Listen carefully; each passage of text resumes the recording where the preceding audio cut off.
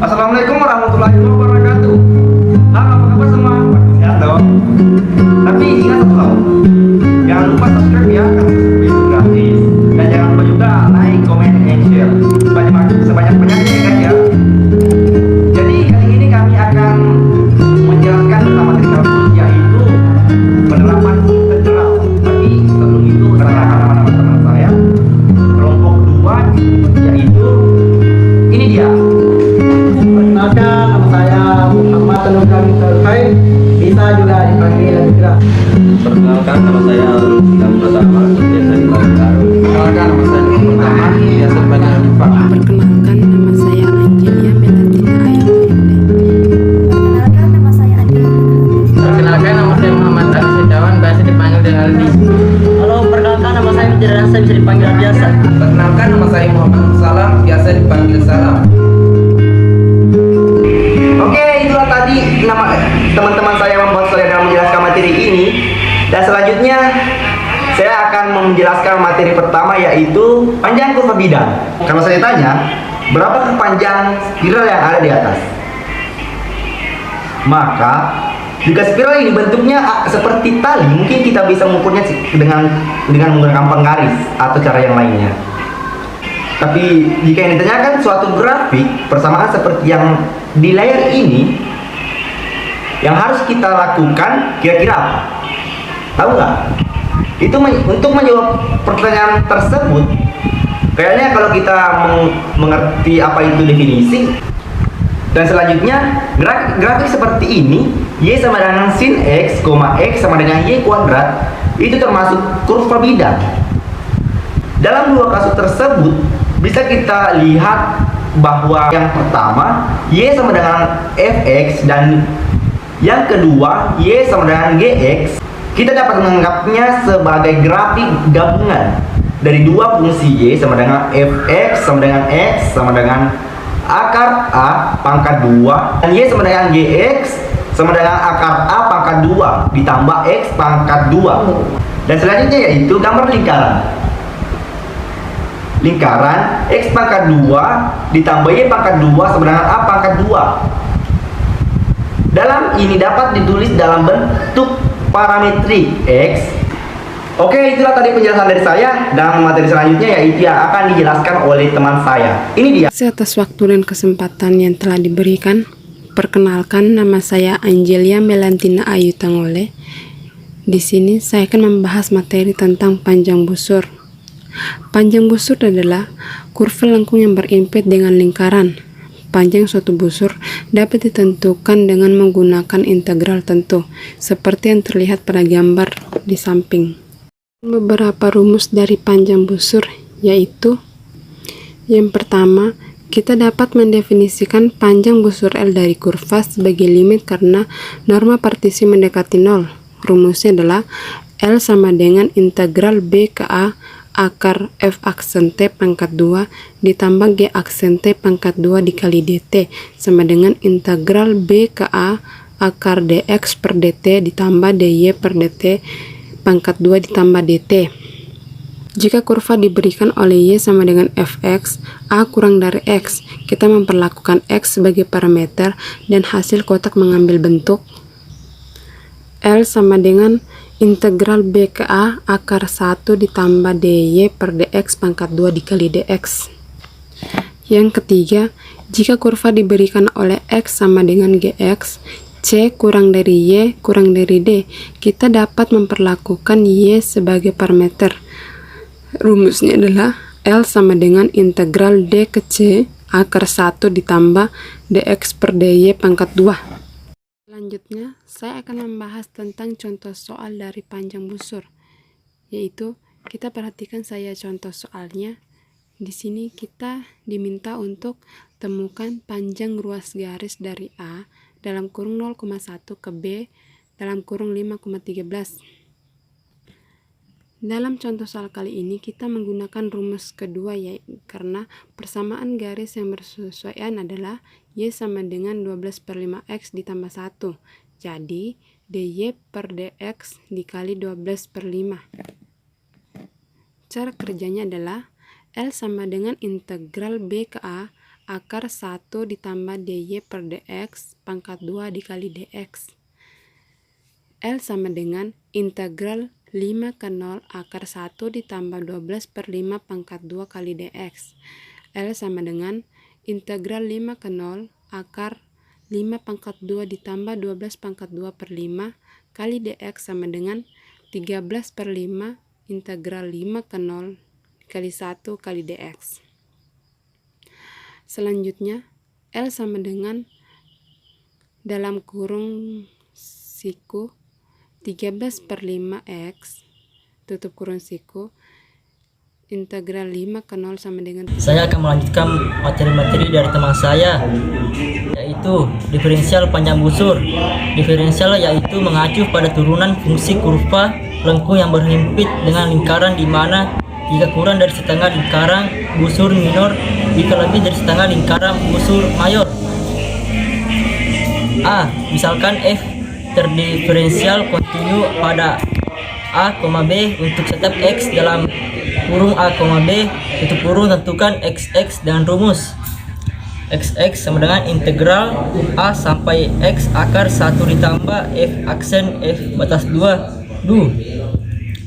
B. Maka xx memberikan panjang busur kurva y sama dengan f dalam kurung u tutup kurung dari titik kurung A f a ke x fx xx sama dengan dx per ds sama dengan akar 1 tambah f aksen x batas kuadrat sama dengan akar 1 tambah dy per dx pangkat 2.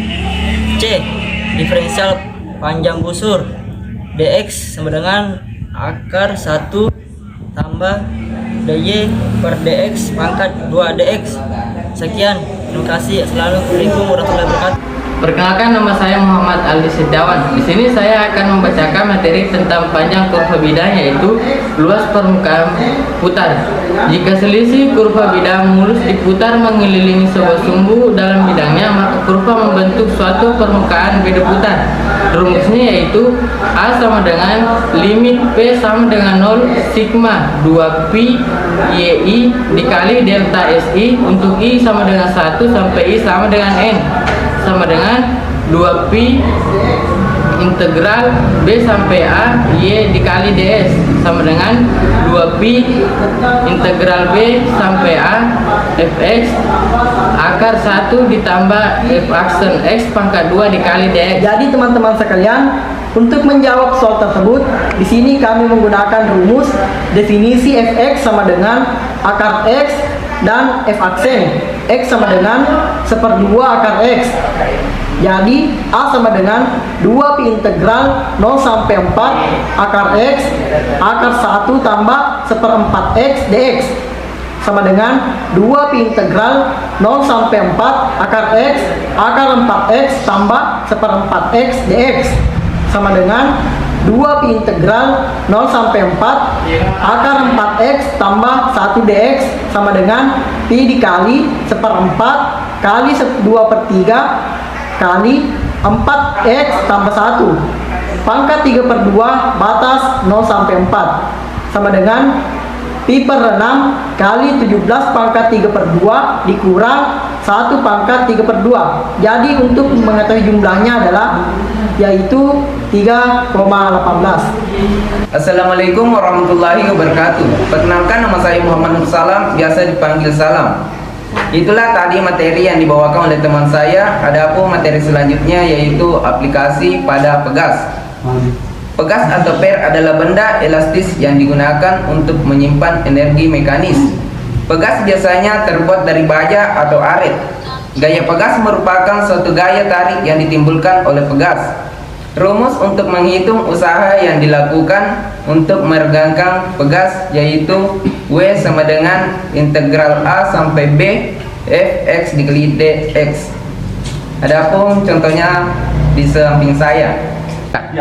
Nah, Di sini kita punya hook, ya kalau kita ngomongin pegas, kita punya hukum hook di mana hukum hook itu menyatakan bahwa Fx adalah Kx, K adalah konstanta pegas. Nah, berarti di case yang pertama kita punya gayanya adalah 12 Newton, merenggangnya sebanyak 0,04 meter. Itu adalah delta X. Sehingga di sini kita punya berarti F sama dengan 0,04 sama dengan 12 Newton.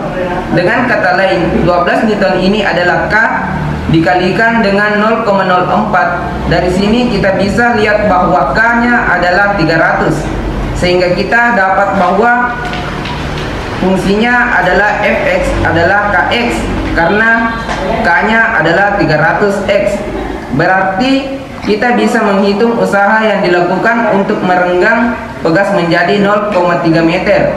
Harap diperhatikan, dia merenggang menjadi 0,3 meter, berarti delta X sama dengan 0,3 dikurang dengan 0,2 meter sama dengan 0,1 meter. Ditanya berapa usahanya, berarti ya, materi selanjutnya akan dibawakan oleh teman saya. Oke teman-teman sekalian, mungkin dan teman-teman sudah ada yang mengenal saya. Saya kembali memperkenalkan diri saya. Perkenalkan, nama saya Muhammad Anugrah Miftahul Khair, bisa dipanggil Anugrah untuk jadi singkatnya. Jadi pada pertemuan kali ini saya akan menyampaikan materi tentang usaha dan gaya fluida yang ada pada buku kalkulus halaman 299. Aplikasi pada pemompa cairan. Pompa adalah mesin atau peralatan mekanis atau kerja putar poros yang digunakan untuk menaikkan cairan dari dataran rendah ke dataran tinggi untuk mengalirkan cairan dari daerah bertekanan rendah ke daerah yang bertekanan tinggi. Untuk menghitung gaya yang diperlukan untuk mengangkat cairan air, teman-teman bisa menggunakan rumus delta sama dengan Fx delta X. Baik teman-teman yang ingin mengetahui materi lebih dalam, mungkin materi selanjutnya akan disampaikan ke teman saya. Nama saya Dewa Pertama, biasa dipanggil Irfan. Baiklah, saya akan menjelaskan materi tentang fluida. Fluida adalah segala jenis zat yang dapat mengalir dalam wujud gas maupun cairan sarin disebut zat alir. Fluida memiliki sifat tidak menolak terhadap perubahan bentuk dan kemampuan untuk mengalir. Untuk menghitung gaya total yang dilakukan oleh air terhadap ujung tangki, F sama dengan delta HA. Misalkan bahwa ujung tangki tegak diisi dengan air 62,4 pon per feet kubik sampai kedalaman 5 feet. Carilah total yang dilakukan oleh air terhadap ujung tangki. Solusi, F sama dengan delta kecil HA, delta F sama dengan delta kecil, buka kurung 5 kurang Y, balas kurung, buka kurung 1/3 Y tambah 8 balas kurung delta Y. F sama dengan integral 0 sampai dengan 5, buka kurung 5 kurang Y, balas kurung, buka kurung 1/3 Y tambah 8 balas kurung DY. F sama dengan delta kecil, integral 0 sampai dengan 5, buka kurung 40 kurang 19 kurang 3 Y kurang 1/3 Y pangkat 2 balas kurung DY. F sama dengan delta kecil, buka kurung kurawal 40 Y kurang 19 kurang 6 Y 2 kurang 1/9 Y 3 balas kurung kurawal 0,5 sama dengan 62,4 per 200 kurang 476 per 6 kurang 125 per 9 balas kurung sama dengan 6.673 pons. Assalamualaikum warahmatullahi wabarakatuh. Perkenalkan, nama saya Andi Rehana Hanif dari Prodi Teknik Informatika B, Universitas Lamapa Kulon Rosopeng. Di sini saya akan membahas materi tentang distribusi massa kontinu sepanjang garis. Jadi, distribusi massa kontinu sepanjang garis yaitu penyaluran semua massa pada suatu garis. Misalkan, kita mempunyai seutas kawat lurus yang menempati selang dari A sampai B pada garis bilangan real. Perhatikan gambar di samping. Ini adalah kawatnya yang warna biru, menempati dari A sampai B adalah garis bilangan real. Bila rapat massa konstan dilambangkan dengan delta, maka massa kawat itu mudah dihitung, yaitu tinggal mengalihkan massa itu sama dengan delta. dikalikan dengan B sampai A panjang kawatnya. Nah, sekarang bagaimana dengan massa yang tidak konstan? Jadi, untuk massanya yang tidak konstan, kita bisa manfaatkan integral. Nah, bila rapat massa itu tidak konstan, maka delta itu sama dengan delta X. Maka perlu diintegralkan. Di sini ada delta M, yaitu irisannya. Perhatikan gambar di samping. Misalkan kawatnya A sampai B, maka kawat ini diisi partisi-partisi, sehingga kita tahu tadi bahwa massa sebuah kawat itu adalah kerapatannya dikali dengan panjang kawat, sehingga di sini delta M ini akan sama dengan delta X. Maka di sini delta X, kemudian karena pada gambar tadi partisinya delta X, maka dikali dengan delta X. Ini adalah irisan dari massanya. Kemudian irisan dari momen, delta M besar itu akan sama dengan X dikali delta X, delta X. Ini hasilnya dari mana? Kita tahu tadi momen adalah X dikali dengan massa, yang mana X dan massanya adalah delta X. Delta X, sehingga kita lakukan integral. Jadi, massanya itu integral dari A sampai B, delta X dx. Kemudian momennya adalah integral A sampai B, X dikalikan delta X dx. Jadi, pusat massa sebuah kawat rumusnya adalah X bar sama dengan M besar per M kecil sama dengan integral dari A sampai B X dikalikan delta X dx per integral dari A sampai B delta X dx. Sehingga inilah rumus untuk massa dari sebuah pusat massa dari sebuah kawat. Inilah rumus yang harus teman-teman ingat. Baiklah, kita selanjut beralih ke contoh soal. Kepadatan atau rapat massa sepotong kawat X sama dengan 3X pangkat 2 gram per cm. Tentukan pusat massa kawat antara X sama dengan 0 dan X sama dengan 10. Berarti di sini yang ditanyakan pusat massa. Jadi teman-teman bisa menggunakan rumus yang kita bahas tadi. Massa kita lambangkan dengan X bar sama dengan integral A sampai B X dikalikan delta X dx per integral A sampai B delta X dx. Sehingga di sini sudah ada batasnya 0 sampai 10. Berarti integral 0 sampai 10 X kemudian delta X-nya adalah 3X pangkat 2 dx atau integral 0 sampai 10 delta X 3X pangkat 2 dx. Ini diselesaikan integralnya yang di atas dulu, yaitu 3X pangkat 2 dikali X, sehingga ini berarti 3X pangkat 3 ya, sehingga hasil integralnya adalah 3/4 X pangkat 4 per X pangkat 3. Sehingga disubstitusikan 10 dan 0, berarti 3/4 dikali 10 pangkat 4 dikurang 3/4 dikali 0 pangkat 4 per X pangkat 3 dikali 10 pangkat 3 dikurang X pangkat 3 dikali 0 pangkat 3. 3/4 dikali 10.000 sama dengan 7.500. Kemudian X pangkat 3 dikali 1.000 sama dengan 1.000. Karena di soal menggunakan cm, maka kita mengubahnya menjadi cm dengan cara membaginya, yaitu 7.500 dibagi 1.000 sama dengan 7,5 cm. Jadi pusat massa kawatnya adalah 7,5 cm. Assalamualaikum warahmatullahi wabarakatuh. Perkenalkan, nama saya Muhammad Aldi Sitawan. Itulah materi yang dibacakan oleh teman saya. Di sini saya akan membacakan materi tentang distribusi massa dan massa pada bidang. Distribusi massa pada bidang adalah penyaluran semua massa pada suatu bidang untuk menghitung dan mencari pusat massa pada garis. Rumusnya yaitu X bar sama dengan MY per M sama dengan sigma XI dikali MI untuk I sama dengan 1 sampai I sama dengan N per sigma MI untuk I sama dengan 1 sampai I sama dengan N.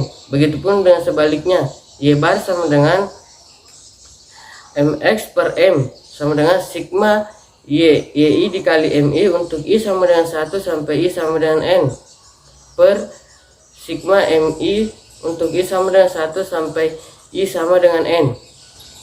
Dan contoh soalnya yaitu 5 partikel bermassa 1, 4, 2, 3, dan 2. Satuan terletak di titik 6,1, 2,3, min 4,2, min 7,4, dan 2,2 masing-masing. Temukan pusat massa. Solusinya itu menggunakan rumus yang tadi. menggunakan rumus X bar dan Y bar. Maka dihasilkan yaitu X bar sama dengan 6 dikali 1. 6 berasal dari titik X yang pertama dan 1 berasal dari massa yang pertama, ditambah dengan 2 dikali 4. 2 berasal dari titik X yang kedua dikali dengan massa yang kedua, ditambah min 4 dikali 2. Min 4 berasal dari X2 dikali dengan 2. Begitupun selanjutnya, ditambah min 7 dikali 3 ditambah 2 kali 2 dibagi dengan jumlah semua massa yaitu 1 tambah 4 tambah 2 tambah 3 tambah 2 menghasilkan min 11,12. Dan Y barnya adalah min 1 dikali 1. Min 1 berasal dari Y titik pertama dikali dengan massa pertama, dan selanjutnya ditambah 3 dikali 4 ditambah 2 dikali 2 ditambah 4 dikali 3 ditambah min 2 kali 2 dibagi jumlah semua massa menghasilkan 23/12. Sekian dari saya. Perkenalkan, nama saya Arif. Yang pertama, saya akan menjelaskan materi tentang momen dan pusat massa. Teorema Pappus. Jika suatu daerah R pada bidang diputar mengelilingi sebuah garis pada bidang tersebut yang tidak memotong R, maka volume benda putar yang terbentuk sama dengan luas daerah R kali keliling lingkaran yang ditempuh oleh pusat massa R, yaitu A kali dalam kurung 2 pi Y bar dalam kurung sama dengan pi, dan contohnya ada pada gambar di atas. Contoh soal verifikasi teorema Pappus untuk daerah di bawah Y bar sama dengan X 0 lebih kecil atau sama dengan X lebih kecil atau sama dengan X P ketika diputar terhadap sumbu X. Solusinya yaitu Y bar sama dengan pi per 8. Untuk mencari luas A dari daerah tersebut adalah A sama dengan integral 0 sampai pi sin X dx sama dengan dalam kurung min cos X balas kurung 0 sampai pi sama dengan 2. Untuk mencari volume P dari padatan yang sesuai dari revolusi adalah P sama dengan pi integral 0 sampai pi sin pangkat 2 X dx sama dengan pi per 2 integral 0 sampai pi dalam kurung 1 min 1 kurang cos 2x dx sama dengan pi per 2 dalam kurung x kurang 1/2 sin x dan balas kurung pi 0 batas pi sama dengan pi pangkat 2 per 2. Rumusnya yaitu A kali dalam kurung 2 pi Y bar balas kurung sama dengan pi 2 dalam kurung 2 pi per 8 balas kurung sama dengan pi pangkat 2 per 2. Oke guys, mungkin itu tadi penjelasan dari teman-teman saya. Lebih dan kurangnya mohon dimaafkan karena maklum kan masih pemula. Sekian, assalamualaikum warahmatullahi wabarakatuh. Dadah.